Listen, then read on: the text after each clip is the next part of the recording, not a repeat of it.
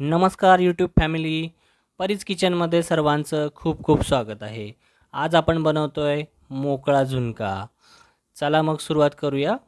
मोकळा झुणका कसा बनवायचा, त्यासाठी लागणारं साहित्य: भिजवलेली चणा डाळ, मिरची, आलं, लसूण, जिरे, हळद, मीठ आणि थोडं बेसन पीठ, 2 चमचे बेसन पीठ. आता डाळ आपल्याला वाटून घ्यायची मिक्सरमध्ये. डाळ मिक्सरच्या भांड्यामध्ये टाकूया आपण. त्यामध्ये आपण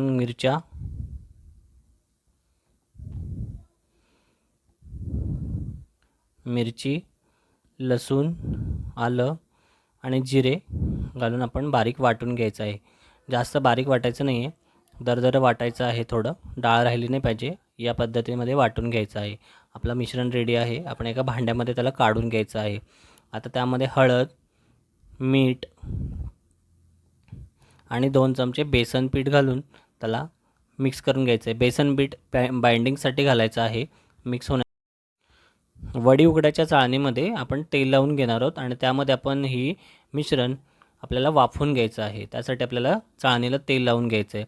त्यामध्ये हे पीठ आपल्याला एका जागेवर असं थोडं थोडं थोडं करून आपल्याला ते वाफेसाठी ठेवायचं आहे. आता हे आपण चाळण वाफेसाठी ठेवणार आहोत भांड्यामध्ये. एका भांड्यामध्ये गरम पाणी करून त्यामध्ये मी हे वाफेसाठी ठेवलेलं आहे. त्यावरती आता झाकण ठेवूया.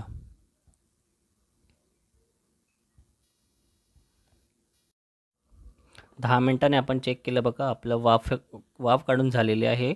चेक करूया आपण, एकदम शिजलेलं आहे आपलं पीठ. आता आपण याला थंड करून असं हाताने बारीक करून घ्यायचं, असं चुरडून घ्यायचं आहे हाताने. थंड झालं की त्याला बारीक करून असं चुरडून घ्यायचं आहे. मी सर्व चुरडून घेतोय आता.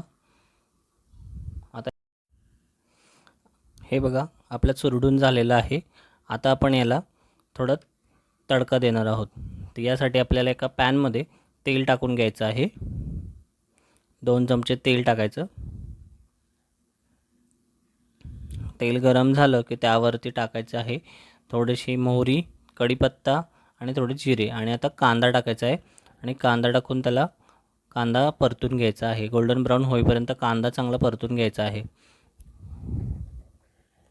कांदा आपला परतून झाला की त्यावरती आता आपल्याला पुन्हा ते चुरडलेलं आपलं बेसन घालायचं आहे परतण्यासाठी. याला आता मस्त कांद्यामध्ये परतून घेऊया.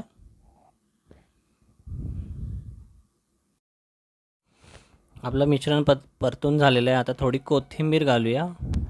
कोथिंबीर घालू आणि पुन्हा एकदा आपण त्याला एकदा परतून घेऊया. आणि आता आपला हा मोकळा झुणका तयार झालेला आहे. तुम्हाला रेसिपी आवडली असेल तर लाईक करा, सबस्क्राईब करा, शेअर करा. कशी वाटली कमेंट करून नक्की सांगा.